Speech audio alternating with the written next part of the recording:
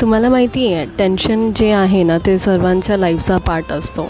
But ह्याच्यामध्ये आपण हसत खेळायचं आणि खुशीत राहायचं हे विसरून जातो. सो नेहमी हसायचं आणि टेन्शन नाही घ्यायचं, बिकॉज टेन्शन घ्यायला खूप लाईफ पडली आहे. सो एन्जॉय करा. प्रत्येक दिवस तुमचा आखरीचा दिवस आहे असं म्हणून एन्जॉय करा आणि फुल्ली ओपनली एन्जॉय करा.